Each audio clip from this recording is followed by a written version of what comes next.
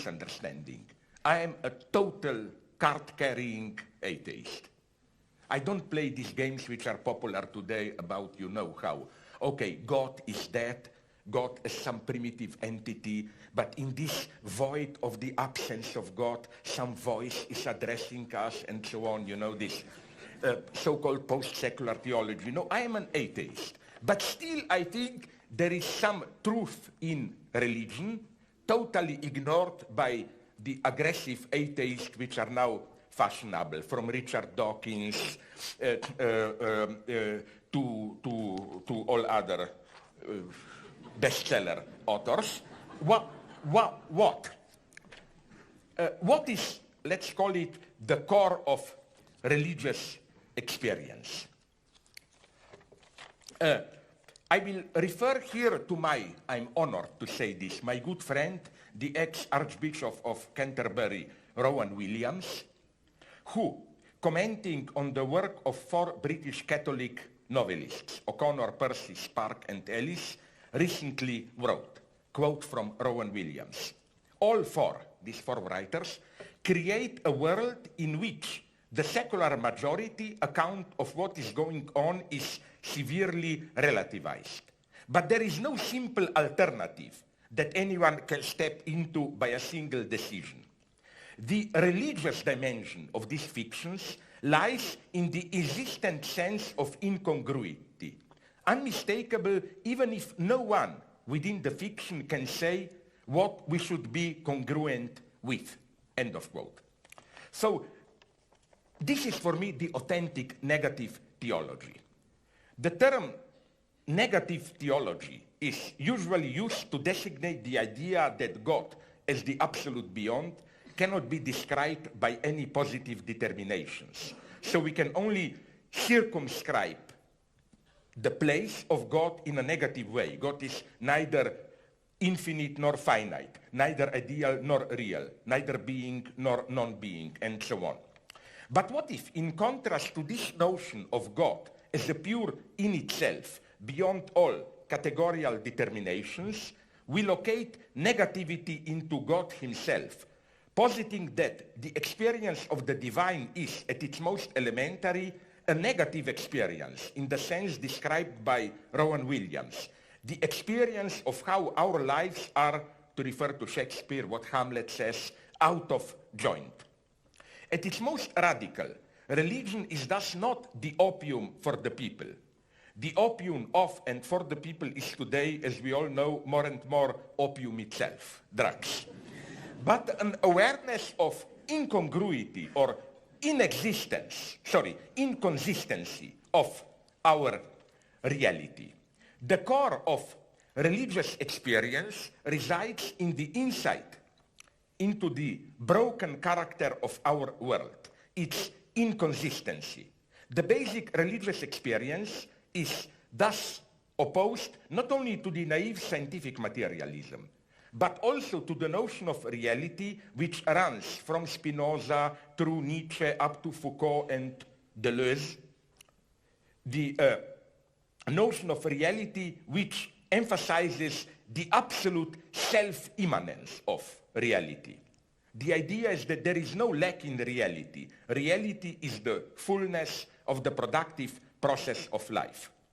The absolute, according to this view, is not a transcendent entity, but the immanent life force of the wealth of reality. And all appearances of some transcendent power which controls, regulates, or oppresses the immanent flow of life are engendered by the contradictions of this life process itself. Such view is not even necessarily materialist. The immanent absolute can also be spiritualized. For example, I don't like the books, but they are well known. Tolkien's Middle-earth books, Lord of the Rings, and so on. I think Tolkien's world is materialist. It is an enchanted world, full of magic forces, evil and good spirits, and so on. But strangely, I hope you noticed this, at least if you saw the best-selling films, strangely without gods. there are no transcendent divine entities in Tolkien's universe. All magic is immanent to matter, a spiritual power which dwells in our terrestrial world. And the opposite also holds. The basic religious experience of the out-of-jointness of our world does not necessarily imply the assertion of some higher spiritual reality. It can also be formulated in materialist terms. And I think primarily it even is a materialist experience. In what sense? I hope you got my point. It's not that there is God, and when, as they say, God dies, withdraws, we feel a void. I think, in a Hegelian way, the void comes first, and the God, positive divinity, comes in a second step to fill in that void. What is the name of that void? Let me again quote Rowan Williams, who wrote apropos Dostoevsky's Notes from the Underground, a longer quote from Rowan Williams. The right-minded liberal of his, Dostoevsky's time, assumes that when human beings are authoritatively shown what is good for them, they will want it and choose it. But the fact is that human beings are not so constructed. People will not readily accept any would-be definitive account of what is in their interest. In other words, part of the distinctively human existence is the capacity for perversity, addiction, self-sacrifice, self-destruction, and the whole range of rationally indefensible behaviors. Remove this capacity and two things result. The distinctively human dimension disappears and is replaced by a pattern of ordered but mechanical interactions, and violence is canonized as the means of social rationalization, because the amputation of irrational human needs or wants can only be effected by force. End of quote. Naive and simplistic as this view may sound, it fully resonates with today's predominant normativity of enlightened hedonism. Today, pleasures are allowed, promoted even, insofar as they serve healthy reproduction. For example, we are being told, yes, make love, engage in sex, because, and this for me at least ruins everything, because sex is good for health, and so on and so on. Like, I was horrified on a recent flight to United States. I didn't have anything to do, so I read that Spheres, or what, the magazine of United Airlines, and I found there a text promoting sex.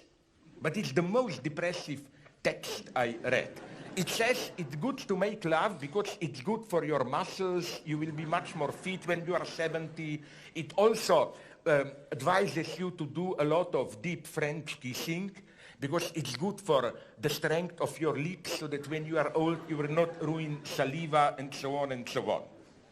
So then we get experts who know what is good for us and are thereby justified in regulating our lives.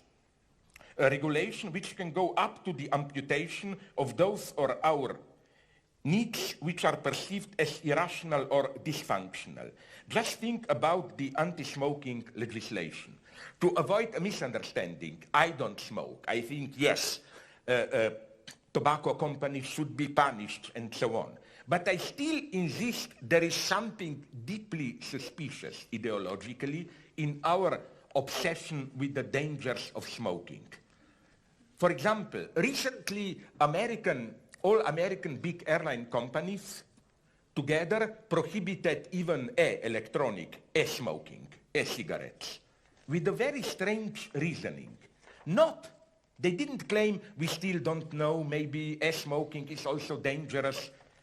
The reasoning was purely moralistic. They claimed that when in front of other people you use an e-cigarette, you in this way display the weakness of your will, that you cannot restrain from it, and in this way you give a bad example to others. I found this logic terrifying, if you ask me. So the dimension which resists this regulation, what Rowan Williams designates as the capacity for perversity, addiction, self-sacrifice, and so on, is the very dimension of self-sabotaging of the pursuit of unhappiness that Freud designated as the domain of the death drive.